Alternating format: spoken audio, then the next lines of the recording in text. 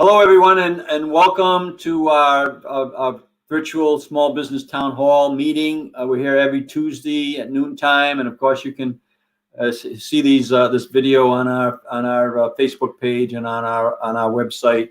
Share it out with your friends. The very important information that we're talking about in terms of the impact of the virus is having on our economy. I talk specifically about small business issues here today, but our office is always available to any individual question that you might have. We'll steer you in the right direction. So I'm Dan McKee, Lieutenant Governor, and today we have a very busy show. So we're going to be talking again with McKee with the SBA and Liz Tanner with the DBR, Matt Weldon with the DLT and all those questions. But also we're going to be bringing on the Coalition of Small Business Community. And today we for the first time, but not my first time, meeting Ron Crossan from Urban Ventures is going to talk about the work that is happening there. Just to make sure that we're plugged into, my theme, 39 cities and towns. Every community is important, and the communities that make up those communities are important. And we need to do everything we can to bring those communities together, especially during a time like this. So let's start right off. Let's get right to it. We got a very busy, active show today, and bring on Joe Rodeo and Liz Tanner. If Joe's there, if Joe's not there, we'll go with Liz. But Liz is our Director of Department of Business Regulation. And as we were just talking for 30 seconds, things are heating up, but you got things well under control, right, Liz? I got to tell you, I've decided that even if I sound like a broken record, I'm going to bring my mask and I'm going to remind people, you got to wear it over the face, over the nose, over the mouth. If it's like this, it serves no purpose. If it's like this, it really serves no purpose. I would say that 50-60% of the complaints that we're hearing these days is about the mask not being worn properly. No point wearing it if you're wearing it down here. So please, please, please wear your mask properly. I think the other thing I want to bring up is a concern that we're hearing a lot about is the bars. The bars, you're seeing them close around the country. Rhode Island took a very cautious approach with opening up some of our bars. And I think it's important for folks to understand that it's just different. It's not the way it used to be. And so what that means is in order to get a drink, you have to be seated. So you have to be sitting down in order to get a drink. It's not like you can just go up to the bar and get a drink and walk away with it. I'm sorry, that's just not the way it is anymore. So don't think that your bartender or your favorite restaurant are challenging you in some way, but those are just what the rules are. And there's really good reasons for them, because if you see what's going on across the country, the breakouts that you're having are very often happening in bars. So if we want to keep our bars open in Rhode Island, then we really need to concentrate on doing the right thing and following the rules. So that's what all I have today. I don't know if anybody has any questions they wanted to ask me. Yeah, Joe, welcome aboard here. Joe, do you have any questions of Liz on the DBR? And I got a couple things that I wanted to just run by Liz before she runs off to her next duty. But do you have anything that's going on in your mind right now on the business regulation issues? No, I don't think so. Just looking at our unemployment and our also the control of the coronavirus. Just thanks. Keep it up. Just hope we can stay with keeping our economy going in these tough times, and appreciate your hard work on that. Thank you. Yes. So Liz, I know that you're involved with all the businesses out there, but certain departments have more oversight than others. On the phone with the daycare centers today, and especially with school opening and that type of thing. But it's all this stuff impacts what Joe just said to keep our economy going. But one of the daycare centers sent home a child yesterday with 102 temperature. Tried to reach out and to let the authorities know that happened. Hotlines didn't really respond quickly, and still haven't had an opportunity to report it during the right channel. So I know it does. I know that DOH is not your department, but I know we overlap in terms of the duties that we have, and if we are not able to deliver information timely. What suggestions do you have, in that case? Is there any reason, my question, I guess, is there any reason in those circumstances to be calling your office, or should they be directed directly at the DOH? So they should be working with their primary physician, the child's doctor, because if the child is found to have the virus, there is a whole series of things that will then happen. So the Department of Health will be reaching out to the daycare to take care of the daycare workers. and the children in the daycare. And so they have a whole series of events that will happen in that situation. The doctors have sort of an easier way to get in touch with RIDO than the general public, just because there's so many thousands and thousands of questions on a daily basis. But so the primary care physician, that's the person who would lead the effort to find out if the kid was positive, and then they'd go from there. Okay, so that's very good advice, and because they were having trouble getting through, and they were, like, I want to follow the rules. I want to make sure I'm following the rules. I don't want to get caught for many reasons. One, on the health side, but also on the business side. So that would be the recommendation. We're calling into DOH to try to, assist that individual, because I know that with, more daycare activity, right? Because more economy opening up and more families going to be dropping their kids off to the daycare, like Joe will be soon, or already is, and so that that's going to prompt more and more of these questions. So I think that's good advice, and we'll follow up on that. So Liz, I think that's kind of what I've got right now.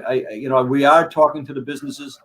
I find in the spots that the limited spots that I go out, there is really pretty good follow up and compliance, right? I mean, in terms of the face mask, but we can't say that enough, right? We can't say that enough in terms of following the rules and doing that. And I know I had some pretty good reactions from Caswell's presentation we had on here last week, and then you putting up the mask up there, that was good. But boy, we can't say that enough. Let's follow the rules out there. We want our economy to get back to some form of normalcy. But as we struggle through this, every single hour that we can be open in our businesses to the best degree we can, under the most flexibility possible, is going to help us long term. So, Liz, thanks. I know you're running, but thank you very much for being here today. We'll see you next week for sure, and I'm sure we'll be talking to your office before it's over. Ben, do you have something for Liz? Hey Liz, honestly I don't. But Mark does. So see you, Liz. That's a good one, Mark. That's a good one. Oh God. All right. Liz, I wanted you to see my mask. I mean, I'm listening to what you said. I think my mask is better than yours. I know, mine was just the paper one. All right. And this is going to be a competition, Mark. I will definitely be bringing my masks in from my cars and other places that I have them. So I make sure when I go out, I'm not forgetting it at my house. I actually carry two in the car. Yeah. I carry two in my pocket, and I have one here in the office. So I've between the New England Patriots, Pawtucket Country Club, and of course I'm a big Mickey Mouse kind of guy. Yes. I carry those around. But I also wanted to thank Liz. Liz helped me with an issue this morning, and she's always responsive. And I wanted to thank her personally for helping me take care of that situation. I think it was 6:30 in the morning I got back to you, Mark. I think it went at 5:30 when I sent it to you. I think Mark brings up a good point. I would like to challenge the Lieutenant Governor, Mark, and Matt, who I know is a regular, to show up at the beginning of each of your segments each week with a mask on. Do you think we can do that? Do you think everybody can show up with a proper mask? All right. Yes, we can, and I may do that before the end of the broadcast. I got to go out to my car and get it. So all right, great. The challenge is on. We'll make sure everybody's got their masks on next week. Okay, Liz. Thanks, Liz. Yeah, that's a good challenge for everybody. Mark, how are you doing today? Doing great, Governor. Yes, all the SBA stuff that's going on. It's hot and heavy for sure. Give us your thoughts on the updates, and then take some questions. There's a lot going on. Clearly, the portals are still open for EIDL if you need an EIDL loan. The EIDL advance is gone, as we talked about, Governor, last week. But if people are looking for economic injury disaster loans, please go to the portal. The administrator and Secretary Mnuchin testified before the House Small Business Committee last Friday. In that testimony, she indicated that we were about 2 weeks away from exhausting all funds in the EIDL program. We have exhausted funds in the advance, but the EIDL program, and I'm fully. I had a discussion with Senator Reed and Congressman Langevin. I'm fully confident that EIDL, PPP, and some of the one thing about having worked in Washington for 12 years is I still have a lot of friends that work for committees, and I'm hearing from them a lot. So I fully suspect that EIDL, PPP, and other elements will be addressed in the next CARES package. Having said that, it's really important to get, if you need something, you need to get it in. We're also working, Governor, with a lot of people who they're getting responses from disaster assistance. Remember, that's the side of the house that I can't see, but they're getting decisions that are, oh, you're eligible for 27,000 or 30,000, and they need 150. And I had one person say, well, I declined it. Don't decline it. Accept it and then ask for reconsideration for additional dollars. What happened to the person who declined it is they're out of the system and they can't come back in. And that's a real concern. So even though it's not the number that people really want or expect, you really have to accept it. And let me give you an example. Basically what they're doing is gross revenue minus cost of goods sold, and then they're doing a 6-month up for the calculation. And sometimes people don't give the right numbers, or the numbers get mixed up, and they get less than what they would originally anticipate.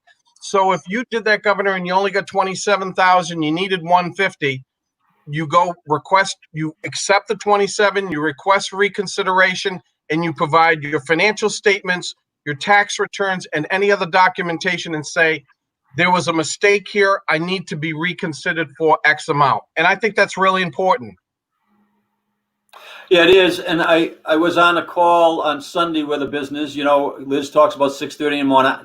I'll take a call at 6:30 in the morning, but I prefer not to. But anyways, but Saturdays, Sundays, night times, I mean, we're at it all 7 days a week. But I had a call from a business and it didn't sound right. So I'm going to, have them contact your office. Yep. Where they were told to reapply for the EIDL. They had applied, but they were told to reapply. So I don't know whether that sounds correct or not correct. That doesn't sound correct. Yeah. But send them to us. We will see if we can get. Admittedly, we have some people on the behind the curtain that are helping us, which is always very important. It's nice to have friends. Yes. So when that happens, Governor, we try to go in and we'll see what the issues are to see if we can get them corrected.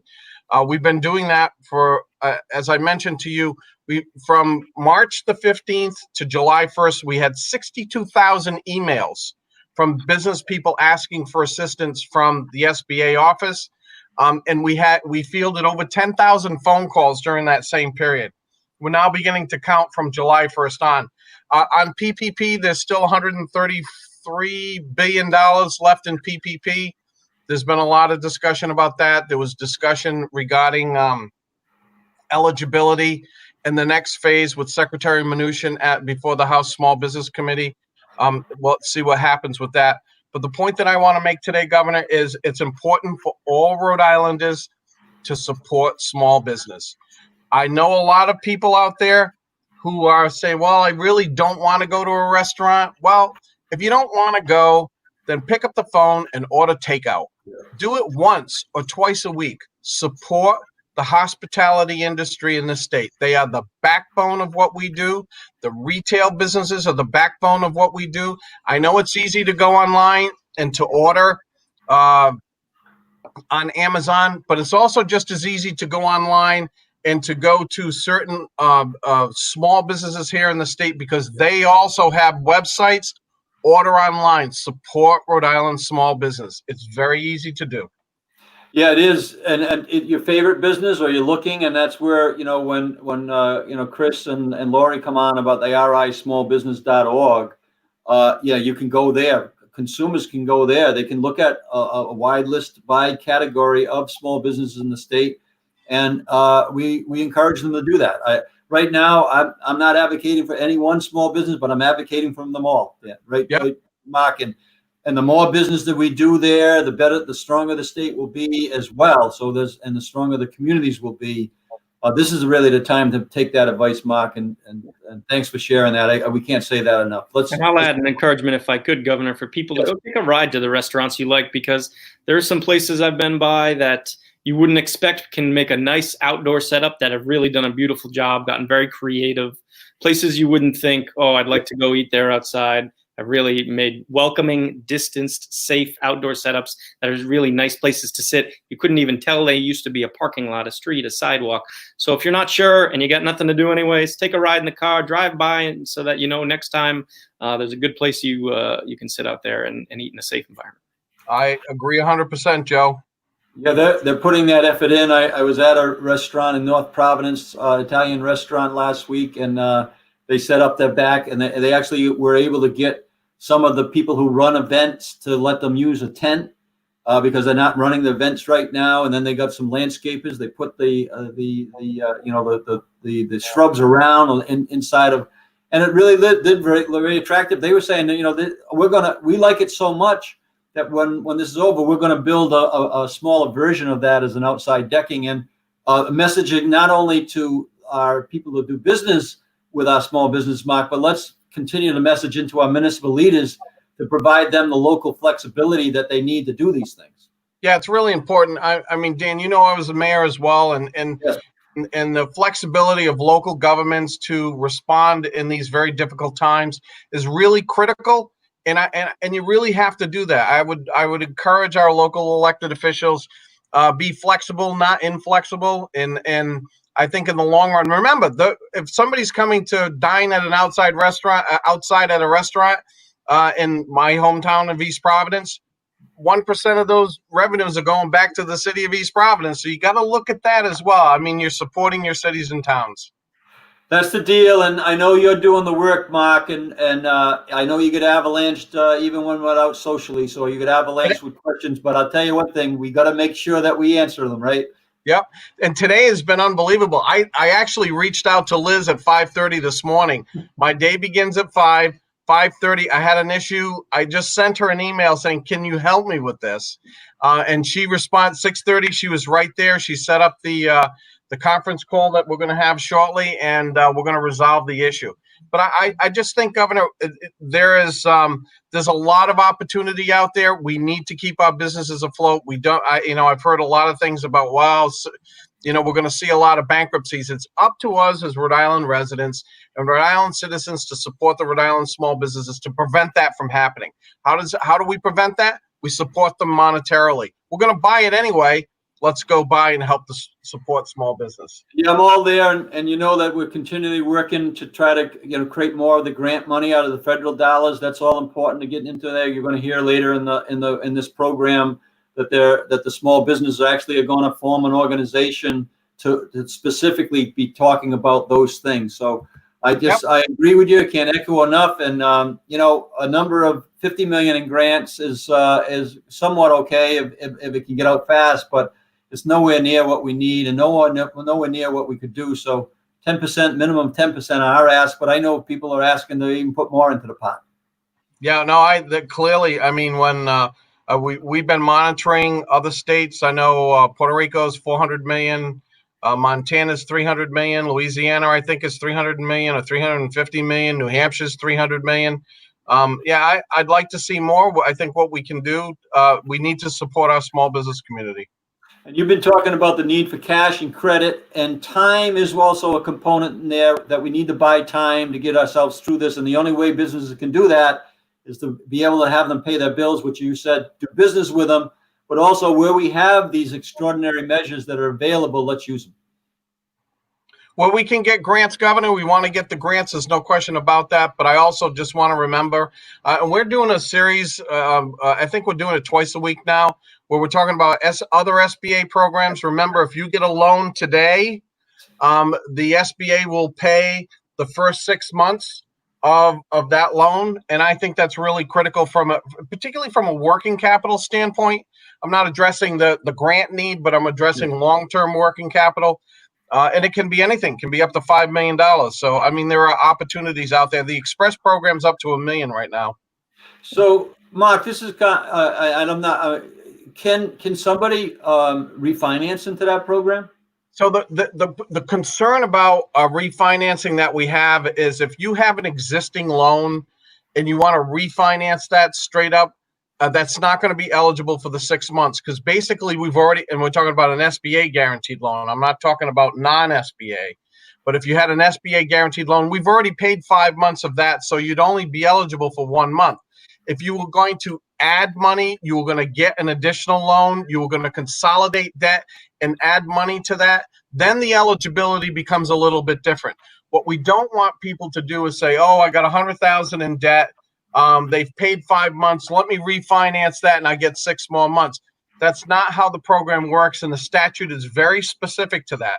But if you had $100,000 in debt, you needed an additional $100,000 in working capital, and now we're going to take all that debt and make it a $200,000 loan. Then you're now eligible under the rules. So I mean, you need to be creative, but it can't be a 1-for-1, Governor. No, okay, and can it be not, more bank finance and not SBA finances? Can that be refinanced in a way that you just described inside the SBA? Yes, and it's not SBA guaranteed. It's a bank financed, or it's a privately financed loan between two individuals, and this would be on better terms and more reasonable conditions. Then that would give you the opportunity to refinance that, and yes, it would be eligible for the 6-month payments. Yeah, and I think that I've been starting to talk to some businesses about that possibility, and I know that a number of these businesses are going to need more capital, and that's a way potentially to restructure if they fit all the compliance issues that they need to fit. Get out there if you haven't had a PPP and you're eligible, please apply. If you're looking at ways to kind of defer payments that is legal and it's sitting there, explore it. And our office and Mark are more than willing to talk to you about those possibilities. Great. Okay, thanks, Mark. Here comes Ben. I'm gonna get a Grim Reaper mask just for you. You got to get your mask for Liz. I ended the show mask? last week. I loved your mask. It was great. Do you have to pay back EIDL loans? If so, how long do they give you to start paying back? Are we talking about EIDL loans, or are we talking about the advance? Yeah, why don't you specify both? Okay, so if you're talking about the advance is a grant. If we're talking about the loan, you don't begin paying it back until 12 months after the disbursement of the loan, and you would pay back over a 30-year period. So it is. Oh, wow. It's yeah. So I had somebody who only got $2,500 because that's all they were eligible for, and I said, take it. Don't decline it. So I think their payments, Governor, are like $12 a month for the next 30 years. But look at the overall perspective. He needs the $2,500 now. He gets the $25,000. He doesn't pay his first payment for another 12 months. Yeah, I mean the SBA is just an extraordinary opportunity, Mark. So thank you for sharing all that information, because you're going to help a handful of businesses. Just are going to be watching this. They're going to follow up, and we got to take care of our businesses one at a time. That's how it works. It's one customer at a time, one business at a time, and you're doing that. So. And go ahead. If you can put the website, it's Rhode Island spelled out _DO at SBA.gov. If anybody, thank you very much, Ben. If anybody's got any questions, they can send it to that website and to that email box, and we'll take care of it right away. Mark, I have one more quick question for you. Sure. I'm so sorry. Stephania, I hope I said that right. I'm so sorry. Said, who do we go through for these express loans or working capital? So you would go through your normal bank. If you don't have anybody who will look at it, certainly contact us, and we will help set up arrangements. We'll give you 2 or 3 lenders that we know that will be doing your industry. And Governor, just on the aside, we talk about technical assistance being very important. Yes. We have the SBDC, the Small Business Development Center at URI. We have SCORE, and we have the Women's Center who are providing technical assistance. And I would like to take a moment of personal privilege to talk about Dave Herbst, who is a 20-year SCORE volunteer who is going to retire. I tell you, and he owns his own insurance company, Governor, one of the greatest men that we have had in our SCORE volunteers. This is the kind of character of people we have. He would give of his time, of his treasure, to help any small business, and he did. And so I am deeply appreciative to Dave Herbst, and I wish him nothing but the best. So Mark, what I think those are really good points. Well, let's follow up and put a panel together with you and, Sure. and a couple of people that are representing those areas, including SCORE, and then we'll be able to really spend some time on that and get the information out to people. We'll do that in the next week or two. All right. Okay, sounds great. Thanks, Governor. Great. Thanks, Mark. Good to see you. Yep. All right. That's very good, Matt. And I got mine, Gov. I don't know. You look very relaxed. I mean, I know it's probably I am. a staycation or whatever we call this, Really but bad. you're very relaxed. And I noticed the hair is looking very good. So, I hope that you had a relaxing week because, my God, I'm sure you're back into the swing of things in the last 48 hours. Sure am. And but it was great. It was great to spend some time with my family. We were on Block Island for the week. Got to spend some money at local businesses on Block Island, which was great.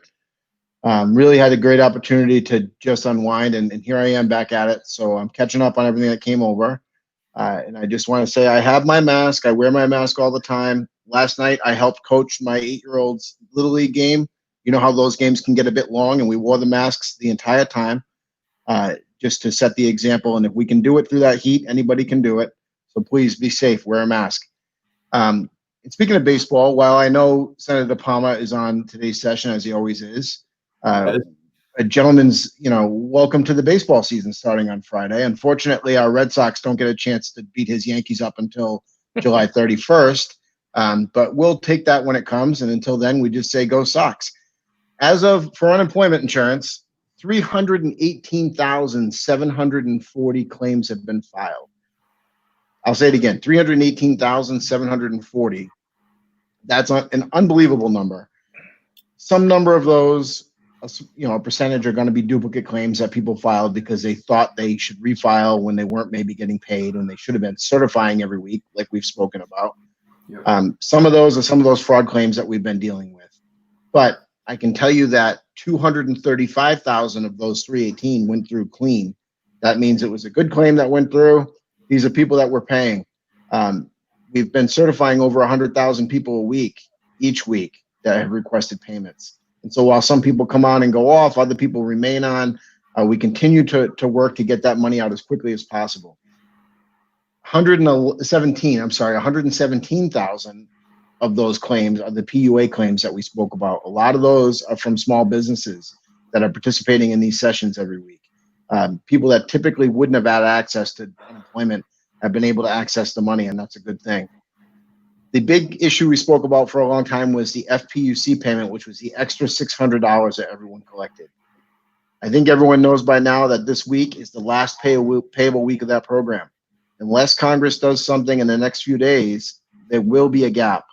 And unfortunately, there is nothing that DLT can do or any state can do about that. That is a federal payment that is tacked on to all state UI payments. It was a flat rate of $600. Of course, they're debating different options. The House wanted to continue that through the end of the year. The Senate didn't want to continue it at all under McConnell's leadership at first. And then they started talking about some different options, which would be either a reduced amount or possibly some kind of hybrid reduced amount with a return to work bonus. Then there were some questions about, should it be a reduced amount at a fixed rate like it is now, or should it be individual rates based on prior earnings, the amount of credits that they have in the system? That will become very complicated. We are hoping that that is not what they do, because if almost anything can be addressed pretty quickly now that we have a structure in place to pay this benefit. If they add a whole new component, which would say that Joe's payment as opposed to the governor's payment and mine are all different, that will be very complicated for any state to administer. I'd like to say we'll be one of the first ones again to get it out the door, but still that would mean probably a several-week delay for that to happen. So we've made that very clear to the United States Department of Labor, to our congressional delegation. We've told anybody that would listen, please keep it at a flat rate and keep it, even if they did it in bands. If your income prior was between X and Y, then you get this much payment. And if you made more than that, but less than another amount, you might get a different number. Even that would be more palatable than completely individualized payments. That's going to be very tough. We don't know until the details come out of the Senate what that payment will be. We don't know if it will be prospective or if it will be retroactive to this week. If we're taking bets, I'd say they'll probably make it retroactive to this week, but we don't know. And so if that happens, then we'll probably issue a lump payment to catch people up. But we'll be able to report more on that as we see what comes out of Washington government. Until then, we are just administering the federal program. Finally, I'll just say that for people that were collecting or are collecting and that 600 goes away, if they're still out of work, they should still certify for a payment. They won't get the 600. They'll get just their regular unemployment payment, which will be drastically reduced, but they'll get something. If they stop certifying because they think it ended, it's going to be more difficult to reopen that claim later. So please, if you're out, keep certifying. And then we've talked about WorkShare quite a bit, and I told you we automated WorkShare, and that's been a great relief for us here to be able to deliver better service to all the businesses that are on this session. As of the end of June, we had 230 unique employers that had participated in WorkShare. That is 20 times what we would usually see. And so it's incredible, and it grows daily. So I would encourage people, please apply. You'll probably be able to get something set up within a couple of weeks at this point, and let's work together and go forward. At that point, I know you're busy, Gov, so I'm happy to take any questions anybody has. Yeah, so the WorkShare, I just want to give a 30-second overview of how that works. I was same business I was talking to Mark about in terms of they were asked to reapply for an EIDL. I'm saying, do you know about WorkShare? Because you just described you're only going at about 25% of your capacity in your business. And I'm sure that, and he was talking about his, the problems that I don't know about WorkShare. That's what they said. So I was talking to our staff today and yesterday about the fact that we got to keep on talking about that. Absolutely. There's information available on our website, which is dlt.ri.gov. Someone can do an internet search for Rhode Island WorkShare. It's been one of the model programs throughout the country, and Senator Reed has championed that program. It's designed originally really for manufacturers who would see a seasonal downturn in their business, and they didn't want to lay people off because it's tough to get people back. People have to stay connected to the economy. They need to be able to provide for their families. And if they're out of work, they might go work for someone else, and you lose that investment you made in that person and all the training and getting them ready to be a good, productive employee. And it's good for the person to stay connected to their employer. So what it does is it allows you, instead of laying anyone off, to reduce hours across a unit or a group of employees to essentially share jobs. And you can reduce them by between 10 and 50% of the hours that they have right now. That's by state law. They would be paid for whatever hours they worked, and they'd be paid a proportional rate or a percentage of their unemployment insurance weekly amount. So you wouldn't get a full unemployment check. And I'll use the state workers as an example. They're working 3 days a week and they have 2 days off. So they're getting 40% of their unemployment payment, in addition to the $600 right now, because that is still in place. And so that allows everybody to remain connected to their employer. And it allows the employer to be able to not worry about having to retain staff in the future. If you want to apply for WorkShare, the information is available on our website. Like I said, it's probably about a couple weeks right now, maybe a little sooner, and it can be done online more than it could have been in the past. Individuals can go in and apply just like they're applying for regular unemployment, but the reason for separation from their employer is WorkShare. It's one of the options. That if they do it right, that will allow us to pull people into a plan, get companies situated, and get people paid. Thanks, Matt. I've had a lot of clients look at it, and I just want to, for anybody out there, suggest that pull down the packet. Matt referenced the application, really easy to read, straightforward to go through. Matt referenced the 10 to 50% hour requirement, but although it can sound complex, start there. I think you'll have 99% of your questions asked. Very easy to read and work through 2 pages, I think. So thanks, Matt. Absolutely. Hey, Ben. Hey, Ben. Hey, Matt. So I have a question about the ending of the federal additional funds. Does that also affect the gig workers in the gig economy that wouldn't have normally been approved for unemployment? Will they be kicked off at all, or okay? No, that program runs through the end of the year. Okay. So what they should, I believe the last week payable is December 26th, maybe, but they should continue to certify. The only difference is they won't get the federal $600. They'll just get whatever their rate was under that program. Okay, I was just making sure those two things Sure. weren't attached. Also, I have a question that I don't necessarily. I'm not sure exactly who this is for, but anybody could answer it if possible. Can you speak to what funding you can offer moving forward to grassroots essential service providers that need funding to continue launch and sustain, such as behavioral healthcare providers?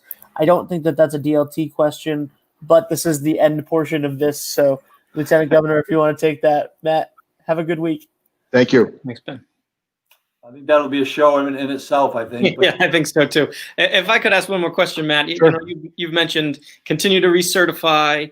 I don't know if I'm sure you are following along. A lot of other states are actually telling folks with the end of this program to reapply for their underlying state or PUA benefit. That is not the case in Rhode Island. Is that correct? No, there's no need to do Just that. recertify. Great. That's right. Thank you. And we'll get the name of the person that asked that question about the grassroots issues, but and then we'll get back to them. I don't want to dismiss that at all, but that's a complicated question with a complicated answer, but we'll do our best to get back to them and talk to them about that.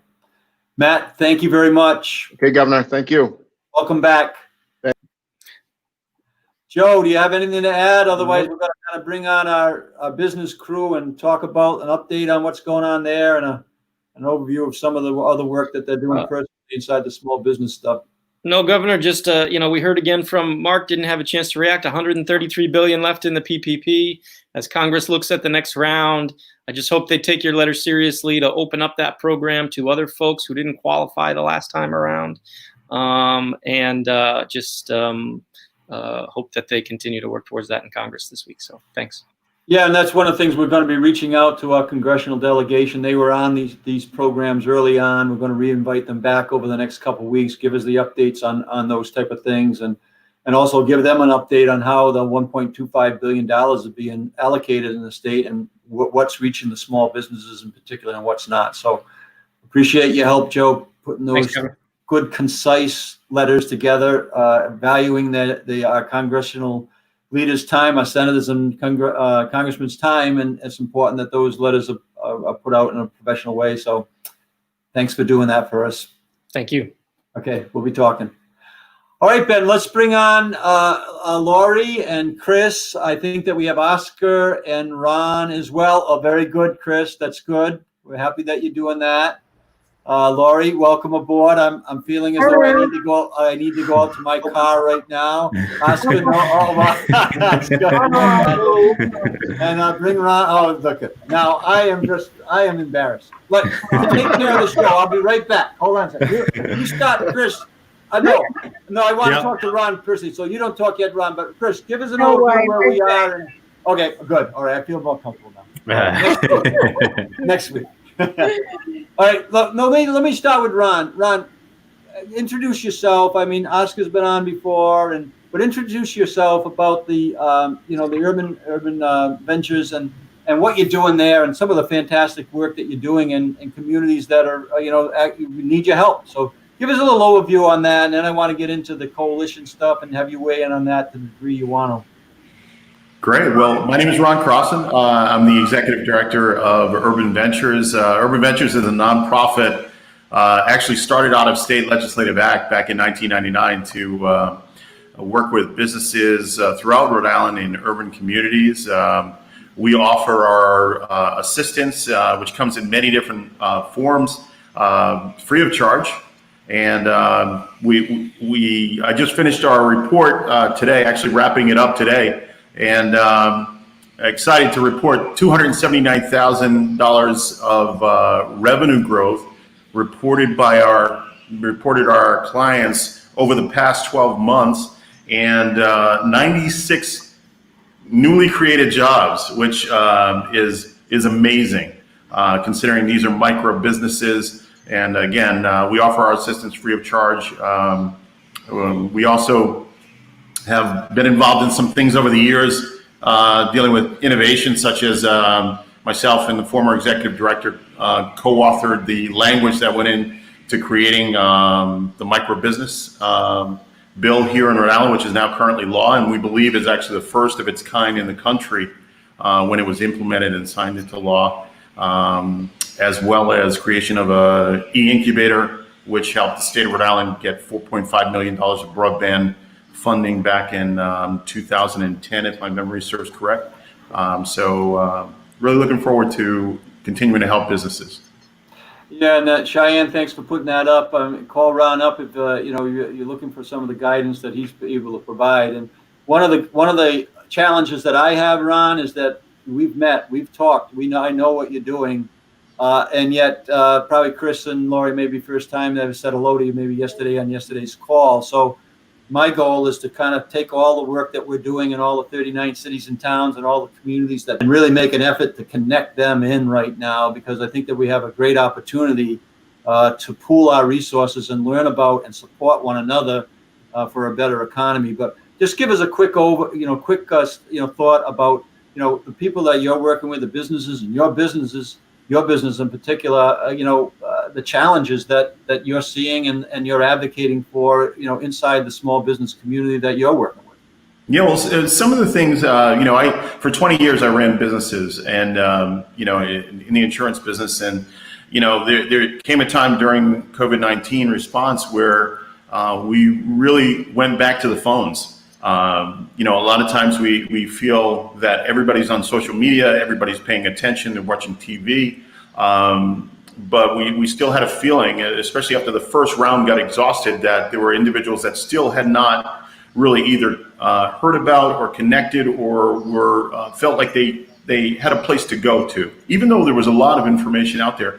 So we literally in our office got out what used to be the phone book, now is Google. You get online and you just start dialing through and up and down streets and talking to people. And it was amazing because a lot of times we talk about trust.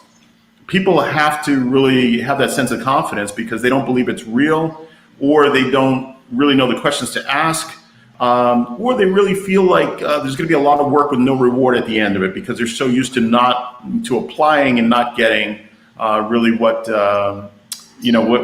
it should be available to them. So those are some of the common hurdles that have been overcome. We've also been fortunate to work with some committees and making some recommendations. And again, I come from a perspective of start with some of the hurdles that are in place, in minority communities, credit score, assets, debt to income ratios, all of those different things. And if you don't start with dealing with those, then you're really bringing a solution that really is out of reach to the community that you're trying to bring the resources to. So I always like to start with what are the hurdles we need to overcome in order to bring a real solution. Yeah. So, and Ron, your experience is one that we need to share out there, and more people who hear what people are doing individually in those spots, the more resources that will be available to them.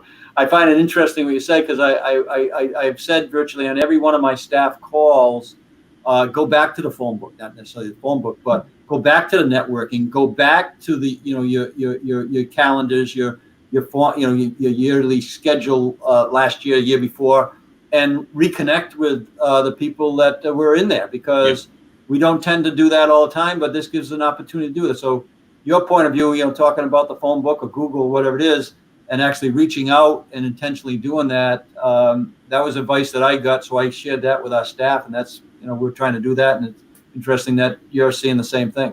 Yeah. Talk to people, ask them what's going on, right? Yes. So stick around here. You have to make it easy. So I don't know if we lost Oscar or not, or whether Ben kicked him off. I'm not sure exactly, but if he comes back on, push him in. That is good. Hi, Oscar. How you doing? Hi, how are you? Before we get to the, the crux of some of the RI small business stuff, and you'll be able to weigh in on it, Oscar, just give us an update on where you are and some of the work that you're doing, in particular as being the executive director of the Hispanic Chamber in the state of Rhode Island, and the challenges that you're having and the work you're doing. And then I want to get to Chris and Lori to talk about how we're, the coalition that we've been talking about down here for several weeks, how that's developing and where we're intending to bring it. Oscar, give us a little view there. Thanks, and thank you for being here. Yeah, no, thank you very much for this opportunity. Hi, everybody. Always is very good to be in a very good company. So with the chamber, we keep going. We keep working so hard. We keep trying to help in the most effective way to our businesses, keeping the distribution of PPEs to help the small businesses, and especially barber and hair salons and all those personal services business, to give them a specific mask, KN95 and goggles. So in that side, we keep working. In the side of the technical assistance, it's a day by day, minute by minute attending calls, explaining the options to reach the funding that is available yet. And in the meantime, we are trying to give them the support needed right now. And you mentioned before, the time is a critical component in all that stuff. We are trying to give them at the moment the best help that we can provide to our business. So at the same time, keeping and supporting your effort to get more funding, because this is not something that will solve everything in the next 15 days or 20 days or 60 days. We know that the crisis will stay longer, and we need that our business receive support in terms of funding or technical assistance for medium term, long term, because it's not just right now, this week, next week. So we keep going and working. Thank you for all that all your efforts, Lieutenant, and all the team. I know that everybody is working. We are in the same boat. We need to working in the same direction. So we want to be part of all this movement. And Oscar, you're a great example of believing in, connecting in. I know, a few years back we were able to connect the Hispanic Chamber, and you were very proactive in that with Avi and the Jewish business community, and you've been able to get certain things done there because of that collaboration that never existed before. Yeah, and for our organization has been very important. All those connection, you help us to know people, meet people, and create connection has been really, really important. We cannot pretend to be the heroes and to work alone. We need to work in collaboration, and more stronger collaboration, better result for our community.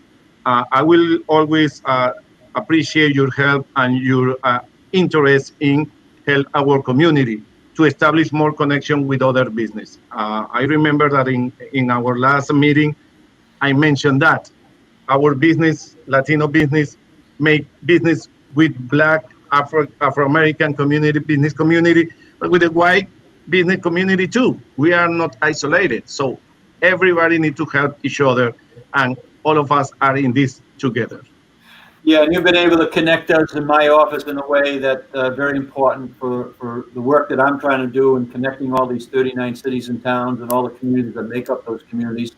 Even on the International Ambassador Program that you're pinned on and a member of, that we're still coordinating worldwide phone calls right now, learning about reopening, learning about schools, learning about what's happening in the health issues. I mean, we've been on multiple calls together all over the world, Oscar. So that's one of the benefits that we have in our state, whether we're talking to England or we're talking to Taiwan or we're talking to Mexico, right? Or we're talking, last week with Japan. I mean, we're all over the world because Rhode Island map is an example of being all over the world. And that's one of the things that you and Ron and others have helped us coordinate. So we're taking advantage of that. Thank you. To say briefly, because our community inside is diverse by concept, but inside we have several nationalities: Mexican, Puerto Rican, Dominican. So every group has their own characteristic, but has been very important. And you mentioned collaboration with other countries. We are working right now very close with the General Consulate in Mexico in Boston. I was invited to a webinar last week, and we are collaborating with them, bringing a producer from Mexico to a matchmaking that will have place next week. So has been very important, all those connections, and I thank you for that. Yeah, so as always, welcome aboard, and Oscar, you're no stranger, and Ron, you're no stranger. So thank you for being here today. And let's go in a little bit about the work that Chris and Laurie and Justin is not with us, but started this website, rismallbusiness.org, and it is maturing and very quickly, right? I mean, in a 3-month time frame, it's maturing what I think would take maybe 3 years, but the urgency is there. And so, Chris, just give us a quick overview of where we are, and then Laurie as well, and then let's have an open conversation about what your next steps are, and actually kind of almost separating, not from our office. We're going to still be in conjunction, but creating an entity that can stand alone to represent the multiple business communities that exist in the state and across community lines and across all different lines of where we sit, where we come from, but we're all here in Rhode Island. So give us a little overview, Chris. Thank you, and nice to meet you, Ron and Oscar. You said it perfectly. We're all in this together. We all have to work together, and that's really how we're going to create the change that we all need as small business owners. So the next step that we've been already in the process of is to formalize. So we've already started the organizing, and that was through the petition and the press conferences and forcing the governor's hand to listen to the Small Business Coalition and say, hey, we need help and we need help now. 50 million is not 125 million, but it was showed that when the coalition comes together and we do what we're doing, it can create the change that we need. So we're taking it to the next step in truly formalizing this organization. We'll have more details when we have more time to, truly announce it, and it's all in the works. Something that may take years, we're trying to get done in weeks, in months, because we just simply, don't have time as small business owners to wait. So what I would urge everyone to do right now is go to rismallbusiness.org and join the coalition. There's the button right then there on the homepage. Click that button, and that way you could be part of the coalition and part of our email database. For instance, we sent an email out last week, and included was an update from the governor's announcement on the plan, but also we wanted to hear from you. So we sent out a survey. A couple of hundred results and responses already came out, and over 85% felt that 50 million is not enough. We requested 125 million. 50 million is not enough. 100% said that there's still work to be done. And if they were to have one focus for our coalition, it's to continue to push for small business grants. So we're going to be announcing more. We want to include everyone, and we want to be representative of all communities, of all towns, of all industries. And it was great to see that 60% of the responses said yes, they would be willing to volunteer, be part of this. And that's great to see our community coming together. I also do want to say that our coalition is being heard by the governor's office, by the administration. Secretary Pryor reached out to the coalition. I had a one-on-one with him, and we let him know that, hey, 50 million is not enough. We were very clear that 125 million. We let him know that our members are saying 6 weeks is too long. We need to figure out a way to get this quickly and done. But we also made some specific asks, and we said, hey, with this rule, with the qualification, sole proprietors like salon and owners and folks that may have, technically 0 employees, even though they have contracted workers, they're not included in this. And we can't be, as Governor McKee, Lieutenant Governor said, we can't be picking winners and losers. So they listened on that, and they're going to look into creative ways for that. And we also mentioned that, we can't have this viability and choose, again, winners and losers. So they're listening to the coalition, which is great, but we made it very clear, that 50 million is not enough, and we're going to, and our coalition has just started, and we're going to be, you're going to hear from us longer, and we're going to continue to organize together. Yeah, Chris, and once I go to Laurie next, but I also want to just really continue to reinforce at least my thought process. This is not to overshadow the Hispanic Chamber or the Urban Ventures or the Black, Business Association or the Musqueamish Business Association or the Bristol Business Association or the particular chambers that we're, very, very involved in. They serve a purpose. This is to coordinate on these particular issues and centralize all these businesses in one spot. And we fully expect and we encourage every organization to make sure that their voice is heard as their organization as well. But join in on this effort, because collectively we have this unbelievable opportunity right now, in my mind, to bring communities that normally don't necessarily rub elbows together on this one specific purpose, is to help our businesses survive. Lori, give me a little overview, a couple minutes on that, and I'd love to have Oscar and Ron weigh in to the degree they want to. Yeah. I should say, Oscar, soy de Colombia. So, soy de bueno. So I would say that on the coalition at this moment in time, we have kind of a two-prong approach where we have the urgency of making sure that the number gets higher than 50 million and that we get a number that's as close to 125. We put forward the 10%, 125, with the intention of having another round come up on top of that. And so, like I heard yesterday, no more loans, no more debt.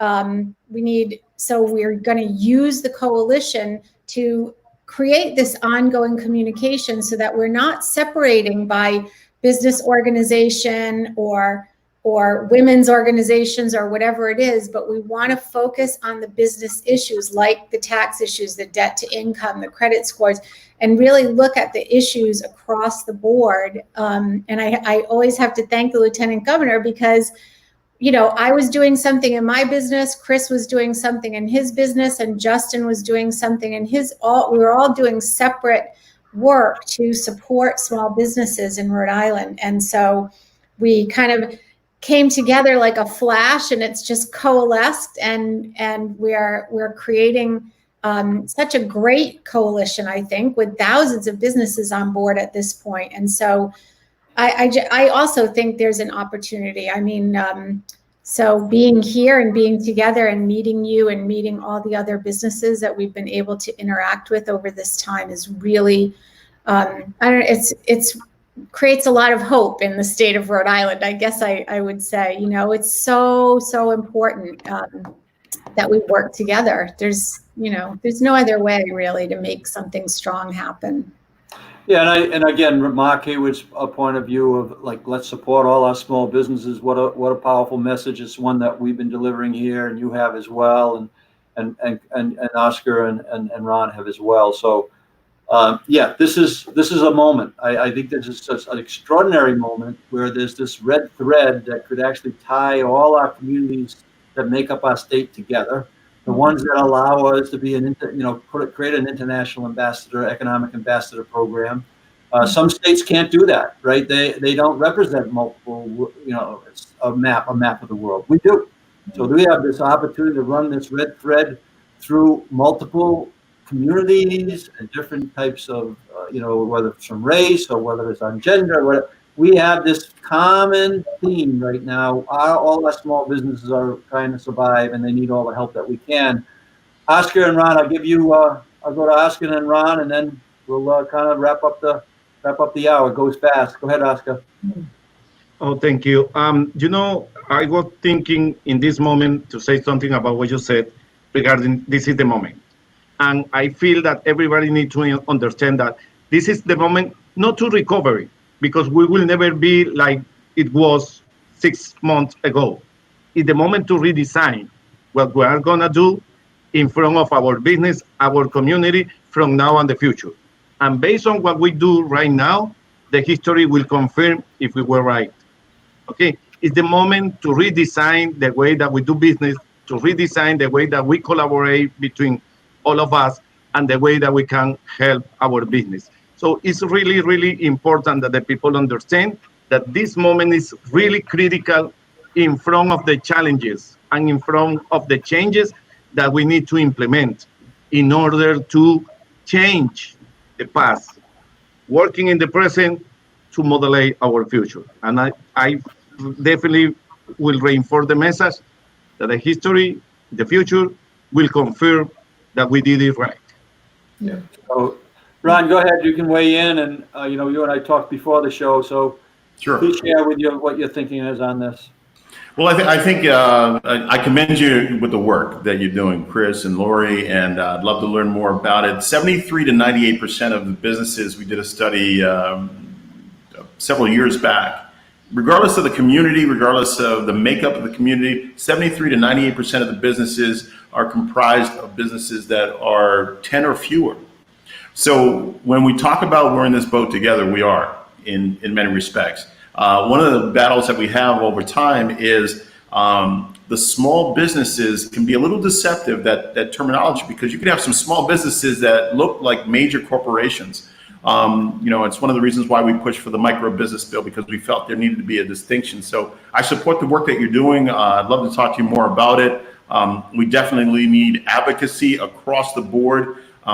We need to expand the pie rather than, look at, kind of dividing up a small amount. And the patient needs, as I was saying the other day, the patient needs blood. And if you have it, you need to be there, do the transfusion, make sure you keep the patient alive, and then we can all thrive for the long term.